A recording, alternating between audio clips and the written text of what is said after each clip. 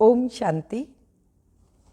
3 दिसंबर 2024 के बाबा के साकार अनमोल ईश्वरीय महावाक्य हैं। मीठे बच्चे, याद की यात्रा में अलबेले मत बनो। याद से ही आत्मा पावन बनेगी। बाप आए हैं सभी आत्माओं की सेवा कर उन्हें शुद्ध बनाने।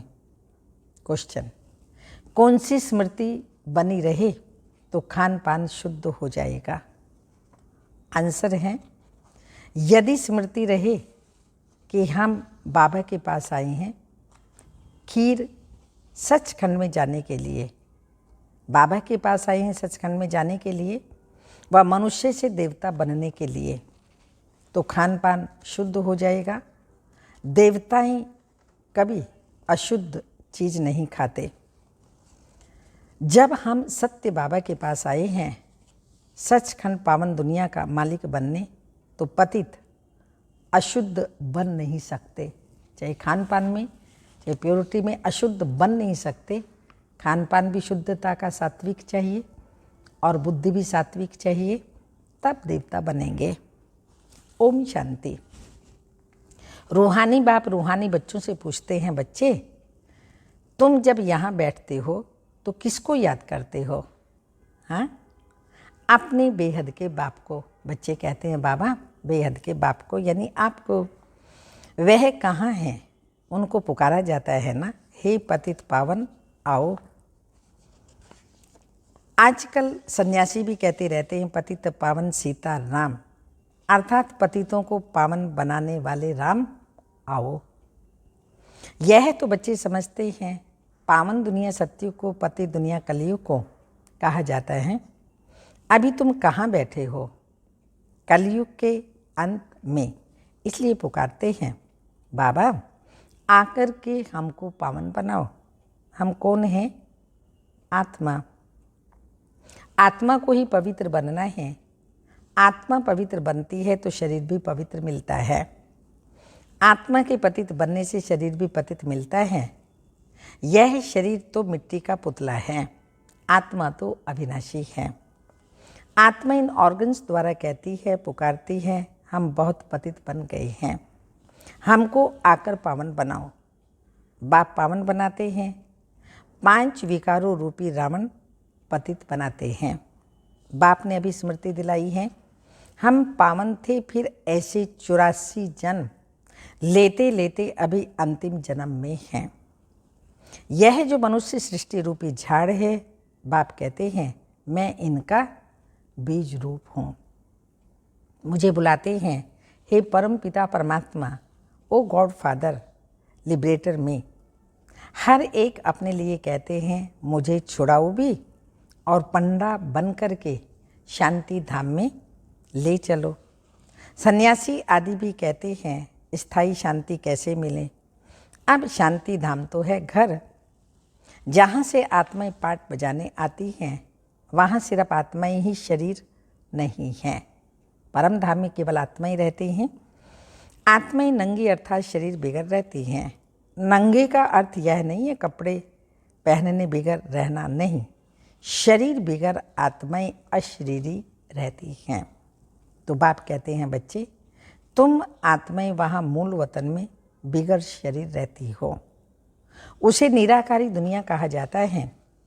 तो बच्चों को सीढ़ी पर समझाया गया है कैसे हम सीढ़ी उतरते आए हैं। पूरे 84 जन्म लगे हैं मैक्सिमम, फिर कोई एक जन्म भी लेते हैं। आत्माएं ऊपर से आती ही रहती हैं। अभी बाप कहते हैं मैं आया हूँ पावन बनाने।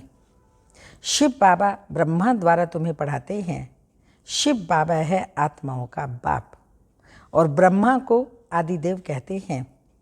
इस दादा में बाप कैसे आते हैं यह तुम बच्चे ही जानते हो। मुझे बुलाते भी हैं, हे पतित पावन आओ। आत्माओं ने शरीर द्वारा बुलाया है, मुख्य आत्मा है ना। यह है ही दुख धाम। यहाँ कलयुग में देखो, बैठे बैठे अचानक मृत्यु हो जाती है। वहाँ ऐसे कोई बीमार ही नहीं होते। नाम ही है स्वर्ग। कितना अच्छा नाम है। कहने से ही दिल खुश हो जाती है। क्रिश्चियन भी कहते हैं क्राइस्ट से 3000 वर्ष पहले पैराडाइज था। यहाँ भारतवासियों को तो कुछ भी पता नहीं है क्योंकि उन्होंने सुख बहुत देखा है तो दुख भी बहुत देख रहे हैं। तमो प्रधान बने हैं, 84 जन्म भी इन्हों के हैं। आधा कल्प बाद फिर और धर्म वाले आते हैं। अभी तुम समझते हो आधा कल्प देवी देवताएं थे तो और कोई धर्म नहीं था। फिर त्रेता में जब राम हुआ तो फिर इस्लामी बोधि नहीं थे। मनुष्य तो बिल्कुल ही घोर अंधियारे में हैं। कह देते हैं दुनिया की आयु लाखों वर्ष है, इसलिए मनुष्य मूझते हैं कि कलयुग अजून छोटा बच्चा है। तुम अभी समझते हो कलयुग पूरा हो, अभी संगम युग आएगा, इसलिए तुम आए हो बाप से स्वर्ग का वर्षा लेने। तुम सब स्वर्गवासी थे, बाप आते ही हैं स्वर्ग स्थापन करने। तुम ही स्वर्ग में आते हो, बाकी सब शांति धाम घर चले जाते हैं। वह है स्वीट होम। आत्मा ही वहाँ निवास करती हैं, फिर यहाँ आकर पार्टधारी बनते हैं। शरीर बिगड़ तो आत्मा बोल ना सके। वहाँ शरीर न होने के कारण आत्माएं शांति में रहती हैं। फिर आधा कल्प है देवी देवताएं सूर्यवंशी चंद्रवंशी। फिर द्वापर कलयुग में होते हैं मनुष्य। देवताओं का राज्य था, फिर अब वह कहाँ गए किसको पता नहीं है। यह नॉलेज अभी तुमको बाप से मिलती है और कोई मनुष्य में यह नॉलेज होती ही नहीं। बाप ही आकर मनुष्यों को यह नॉलेज देते हैं जिससे ही मनुष्य से देवता बनते हैं। तुम यहाँ आई हो मनुष्य से देवता बनने के लिए। देवताओं का खान पान अशुद्ध नहीं होता है, वे कभी बीड़ी आदि पीते नहीं। यहाँ के पतित मनुष्यों की बात मत पूछो क्या क्या खाते हैं। अब बाप समझाते हैं ये भारत पहले सचखंड था, जरूर सच्चे बाप ने स्थापन किया होगा। बाप को ही ट्रुथ कहा जाता है। बाप ही कहते मैं ही इस भारत को सचखंड बनाता हूँ। तुम सच्चे देवताएं कैसे बन सकते हो वह भी तुमको सिखलाता हूँ। कितने बच्चे यहाँ आते हैं, इसलिए यह मकान आदि बनवाने पड़ते हैं। अंत तक भी बनते रहेंगे, बहुत बनेंगे। मकान खरीद भी करते हैं। शिव बाबा ब्रह्मा द्वारा कार्य करते हैं। ब्रह्मा हो गया सांवरा, क्योंकि यह बहुत जन्मों के अंत का जन्म है ना। यह फिर गोरा बनेगा। कृष्ण का भी चित्र गोरा और सांवरा है ना। म्यूजियम में बड़े बड़े अच्छे चित्र हैं जिस पर तुम किसी को अच्छी रीति से समझा सकते हो। यहाँ बाबा म्यूजियम नहीं बनवाते, इसको कहा जाता है टावर ऑफ साइलेंस। तुम जानते हो हम शांति धाम अपने घर जाते हैं, हम वहाँ के रहने वाले हैं। फिर यहाँ आकर के शरीर ले पाठ बजाते हैं। बच्चों को पहले पहले यह निश्चय होना चाहिए कि यह कोई साधु संत नहीं पढ़ाते। ये दादा तो सिंध में रहने वाला था, परंतु इसमें जो प्रवेश कर बोलते हैं वह है ज्ञान का सागर। उनको कोई जानते ही नहीं। कहते भी हैं गॉड फादर, परंतु कह देते हैं उनका नाम रूप है ही नहीं। वह निराकार है, उनका कोई आकार नहीं है। फिर कह देते हैं वो सर्वव्यापी हैं। अरे परमात्मा कहाँ है? कहेंगे वह सर्वव्यापी है, सबके अंदर है। अरे हर एक के अंदर आत्मा बैठी है, सब भाई भाई हैं ना। फिर घट घट में परमात्मा कहाँ से आया? ऐसे नहीं कहेंगे परमात्मा भी है और आत्मा भी है। परमात्मा बाप को बुलाते हैं, बाबा आकर हम पतितों को पावन बनाओ। मुझे तुम बुलाते हो यह धंधा, ये सेवा करने के लिए, तो हम सभी को आकर के शुद्ध बनाओ। बाबा को पुकारते हैं, बाबा आओ आकर के हम सभी को शुद्ध बनाओ। पतित दुनिया में हमको निमंत्रण देते हो, कहते हो बाबा हम पतित हैं। बाबा तो पावन दुनिया देखते ही नहीं हैं, पतित दुनिया में ही तुम्हारी सेवा करने के लिए आई है। अब यह रावण राज्य विनाश हो जाएगा, बाकी तुम जो राजयोग सीखते हो वह जाकर राजाओं का राजा बनते हो। तुमको अनगिनत बार पढ़ाया है, फिर 5000 वर्ष बाद तुमको ही पढ़ाएंगे। सतयुग त्रेता की राजधानी अब स्थापन हो रही है। पहले है ब्राह्मण कुल, प्रजापिता ब्रह्मा गाया जाता है ना, जिसको एडम आदि देव कहते हैं। यह कोई को पता नहीं है, बहुत हैं जो यहाँ आकर सुनकर फिर माया के वश हो जाते हैं। पुण्यात्मा बनते बनते पाप आत्मा बन पड़ते हैं। माया बड़ी जबरदस्त है, सबको पाप आत्मा बना देती है। यहाँ कोई भी पवित्र आत्मा पुण्य आत्मा है ही नहीं। पवित्र आत्मा तो देवी देवताएं थे। जब सभी पतित बन जाते हैं तब बाप को बुलाते हैं। अभी यह है रावण राज्य, पतित दुनिया। इनको कहा जाता है कांटों का जंगल। सत्यु को कहा जाता है garden of flowers. Mughal garden में कितनी फर्स्ट क्लास अच्छे अच्छे फूल होते हैं। अक के भी फूल मिलेंगे, परंतु इसका अर्थ कोई भी समझते नहीं हैं। शिव के ऊपर अक क्यों चढ़ाते हैं, यह भी बाप पैर समझाते हैं। अक पॉइजन वाला होता है, उसको ना तो किसी को दिया जाता, ना किसी देवताओं के ऊपर चढ़ाया जाता। केवल शिव जी के ऊपर अक के फूल शिव जयंती पर चढ़ाए जाते हैं। कारण अक माना हमारे अंदर जब 5 विकार आ जाते हैं, हम पॉइजन वाला संबंध हर आत्मा से रखते हैं, दुख देना, दुख लेना, बद्दुआएं देना आदि आदि। तो बाबा आकर के इस पॉइजन से, विकारों से, बुराइयों से हम आत्माओं को छुड़ाते हैं और दिव्य गुण धारण कराते हैं। क्योंकि देवता बनना है तो दैवी गुण तो चाहिए ना। तो इसलिए बाबा ने कहा अक के फूल भी चढ़ाते हैं। यह भी बाप बैठ समझाते हैं। मैं जब पढ़ाता हूँ तो उनमें कोई फर्स्ट क्लास मोतिये, कोई रतन ज्योति, कोई फिर अक के भी हैं। नंबर वार तो है ना। तो इसको कहा जाता है दुख धाम, मृत्यु लोक। सतयुग है अमर लोक। यह बातें कोई शास्त्रों में नहीं हैं। शास्त्र तो इस दादा ने पढ़े हैं, बाप तो शास्त्र नहीं पढ़ाएंगे। बाप तो खुद सदगति दाता है ना। हाँ, बाबा कोई शास्त्र नहीं पढ़ाएगा, ना पढ़ा हुआ है। बाबा तो सदगति दाता है। शिव बाबा आकर के सबकी गति सदगति करते हैं।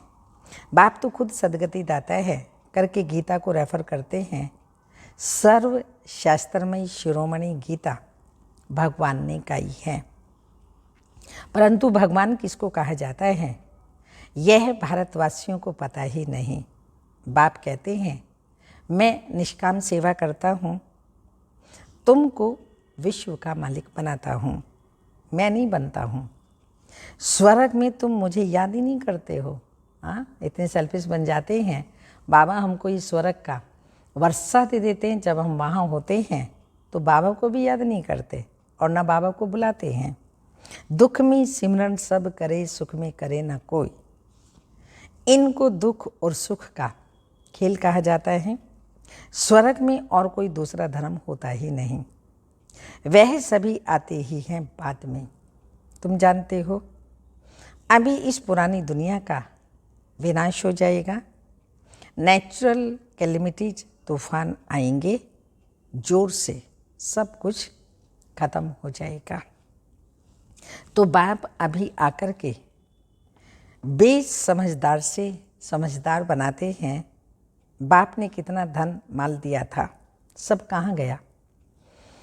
अभी कितने इंसॉल्वेंट बन गए हैं। भारत जो सोने की चिड़िया था वह अब क्या बन पड़ा है। अब फिर पतित पावन बाप आए हैं, राजयोग सिखला रहे हैं। वह है हठ योग और यह है राजयोग।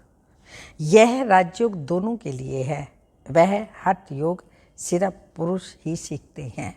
बाबा आकर के पवित्र प्रवृत्ति मार्ग की स्थापना करते हैं, घर बार नहीं छुड़ाते। इसलिए स्त्री पुरुष दोनों के लिए राजयोग है, जिस राजयोग के द्वारा ही सत्युग की नई दुनिया पवित्र प्रवृत्ति मार्ग बनता है। बाबा ने कहा सन्यासी लोग घर बार छोड़ करके चले जाते हैं तो उनका है हठ योग, जो पुरुष ही सीखते हैं। अब बाप कहते हैं पुरुषार्थ करो, विश्व का मालिक बन करके दिखाओ। अब इस पुरानी दुनिया का विनाश तो होना ही है, बाकी थोड़ा समय है। यह लड़ाई अंतिम लड़ाई है। ये लड़ाई शुरू होगी तो रुक नहीं सकती। सारा विश्व पुराना विनाश हो जाएगा, तो ये एक बार लग गई तो रुक नहीं सकती। ये लड़ाई शुरू तब होगी जब, अब होगी कब ये लड़ाई शुरू?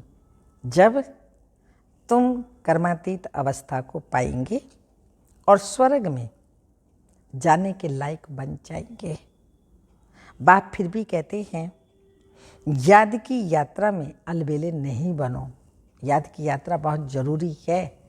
याद से ही विकर्म विनाश होंगे, याद से ही श्रेष्ठ कर्मों का खाता जमा होगा, याद से ही हम वर्तमान में कोई भी विकर्म नहीं करेंगे।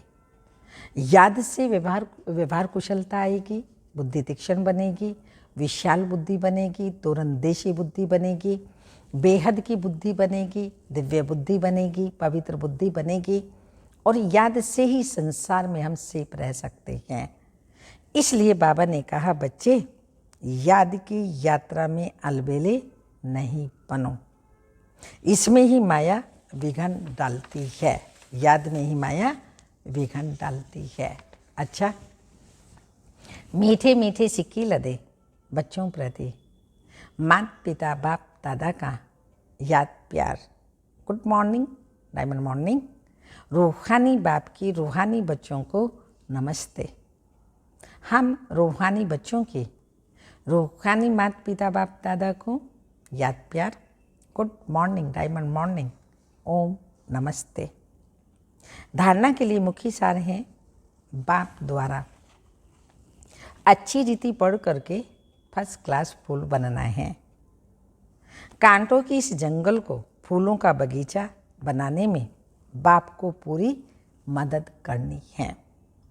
सेकंड पॉइंट, कर्मातीत अवस्था को प्राप्त करने व स्वर्ग में उच्च पद पाने का अधिकार प्राप्त करने के लिए याद की यात्रा में तत्पर रहना है, अलबेला नहीं बनना है। सदा याद में तत्पर रहना है, निरंतर बाबा को याद करना है। इसमें बाबा ने कहा अलबेला नहीं बनना है।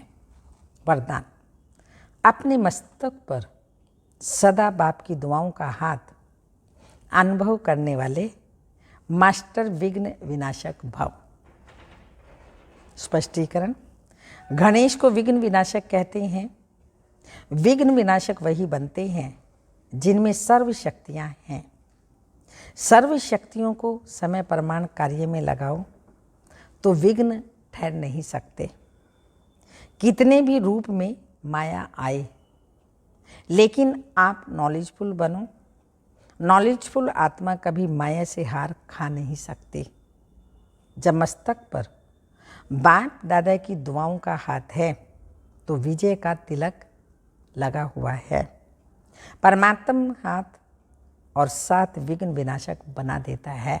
परमात्मा हाथ और साथ विघ्न विनाशक बना देता है। स्लोगन, स्वयं में गुणों को धारण कर दूसरों को गुणदान करने वाले ही गुण मूर्त हैं। स्वयं में गुणों को धारण कर दूसरों को गुणदान करने वाले ही गुण मूर्त हैं।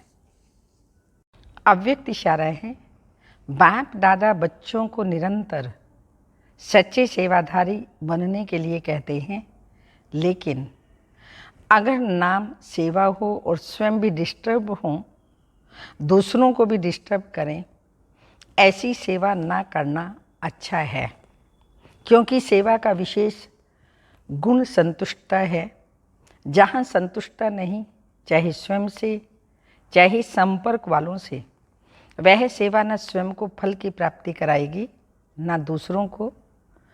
इससे स्वयं अपने को पहले संतुष्ट मणि बनाए, फिर सेवा में आओ तो अच्छा है, नहीं तो सूक्ष्म बोझ चढ़ता है और वह बोझ उड़ती कला में विघ्न रूप बन जाता है। ओम शांति।